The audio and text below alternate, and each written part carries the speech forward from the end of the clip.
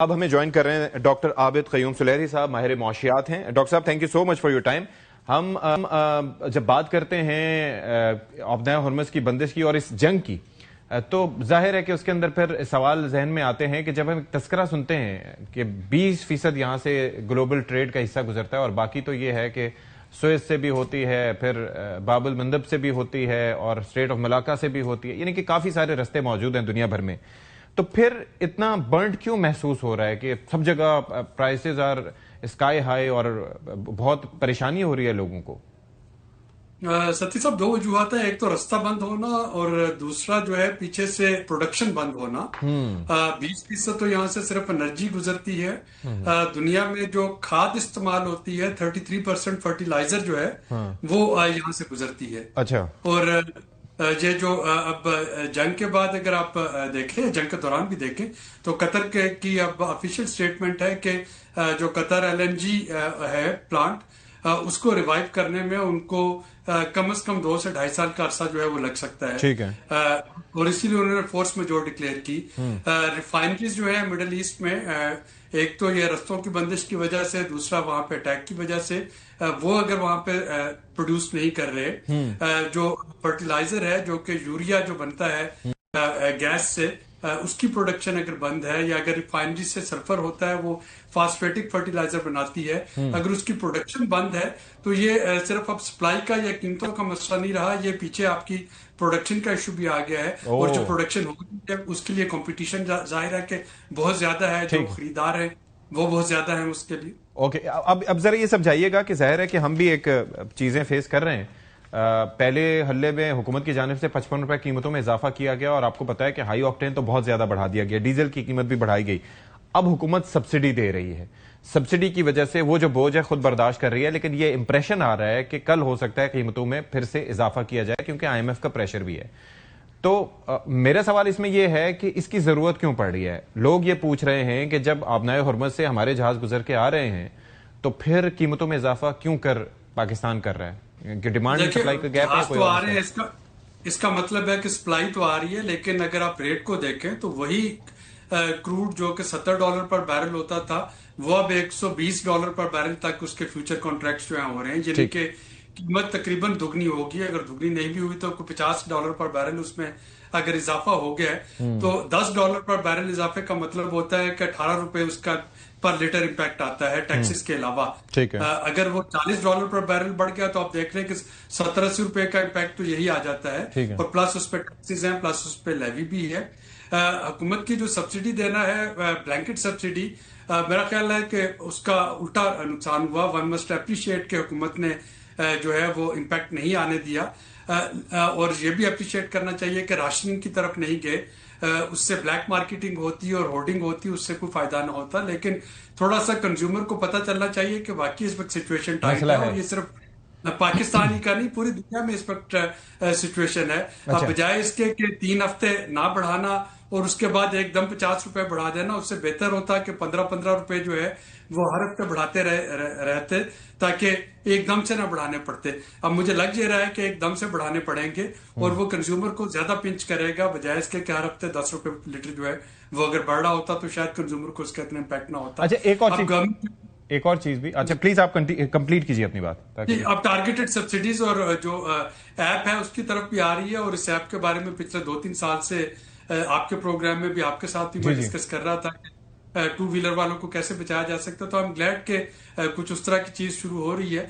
तो जो नहीं, लेकिन कल हमारे साथ राना एहसान अफजल साहब थे, तो उन्होंने एकदम मशवरा दिया कि भाई ईवीज की तरफ आ जाएं। मैंने कहा भैया, यहाँ पर एक आम आदमी जो है वो तकरीबन 8 से 10 लाख की गाड़ी खरीदता है। आम आदमी की बात की जाए, जिसकी अगर कोई इस्तात बनती है, तो वो तो ईवीज की तरफ नहीं आ सकता क्योंकि दे आर क्वाइट एक्सपेंसिव।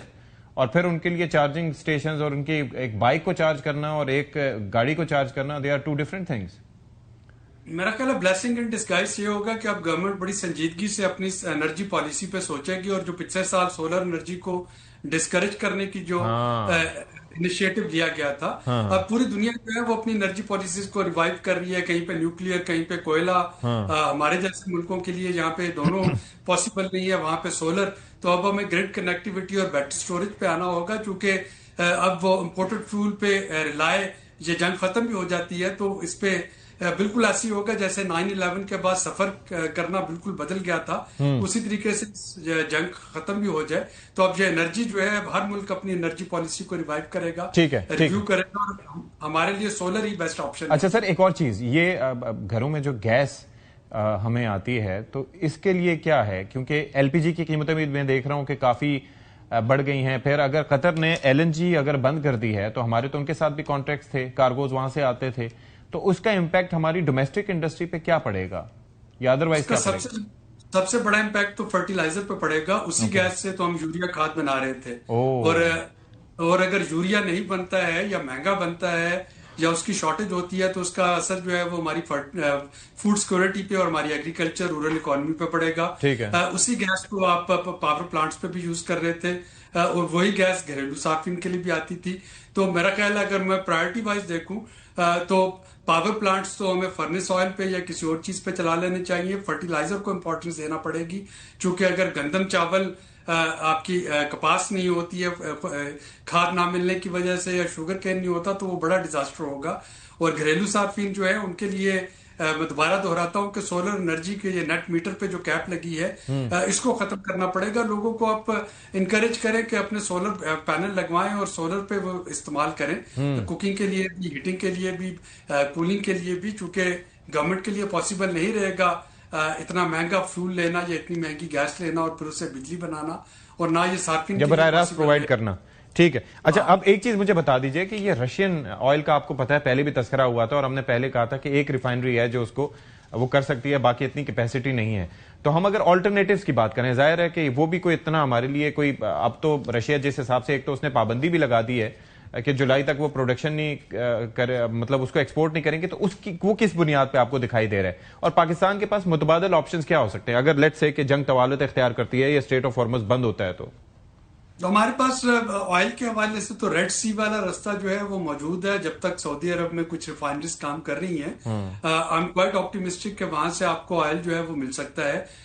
दूसरा जो है अरल क्रूड जो है रशियन, हमारी रिफाइनरीज उससे कंपैटिबल नहीं है। यही वजह है कि लास्ट टाइम भी एक आध कंसाइनमेंट के बाद पाकिस्तान उसको परसू नहीं कर सका था, और रिफाइनरीज को इतनी जल्दी अपग्रेड जो है वो किया भी नहीं जा सकता है। तो एक तो गालिबन पार्को की है जो कर सकती है, बाकी नहीं कर सकती, ऐसे ही है? जी कुछ ऐसा ही है, क्योंकि एक आपकी रिफाइनरी है जो कि उसको कर सकती है। इसीलिए जो अरेबियन क्रूड है वो लाइट क्रूड है, जो अरल क्रूड है वो थोड़ा उसमें इनकंसिस्टेंसी ज्यादा होती है। जी जी, और पाकिस्तान उसको नहीं कर पाता है, तो हमें अरब क्रूड पे ही रहना होगा। या फिर हमारे पास जो वायर मीडिया बचता है, आपने देखे कि ईरान ने अपनी एक्सपोर्ट जो है वो बढ़ा दी है। जंग के दिनों में अगर आप देखें तो ईरान से चाइना और रशिया को जो सप्लाईज है वो बढ़ गई है। अगर हम डायरेक्ट ईरान से नहीं भी ले पाते तो फिर हमें चाइना से लेना चाहिए।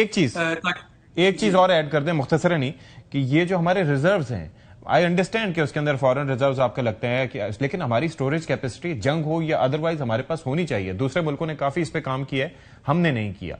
क्या हो सकता है इस पे? अब शॉर्ट टर्म तो कुछ नहीं हो सकता, लेकिन डेफिनेटली जैसा कि मैंने कहा कि मीडियम टू लॉन्ग टर्म सारी दुनिया अपनी एनर्जी पॉलिसीज को रिव्यू कर रही है, और हमें भी इस जंग से सीखना होगा कि अगर खुदा न खास्ता इस तरह के सिचुएशन में हम फंस जाते हैं जो कि हमारी पैदा करदा नहीं, तो हमें किस तरीके से उससे बचना है। आप मसल्ला अफवाज को हमें दाद देनी चाहिए कि पिछले साल मई का जो एपिसोड था 4 दिनों में उन्होंने खत्म कर दिया। अल्लाह ना करे अगर वहां पे कोई टेंशन जो है तवालत पकड़ती तो फिर भी हमें सोचना चाहिए था कि हमारे पास एनर्जी रिजर्व्स कहां से आएंगे, तो इस पे तो करने की जरूरत है हमें। ठीक है sir, thank you so much doctor Abid Qayyum Sulehri sahab for your. Will take a break.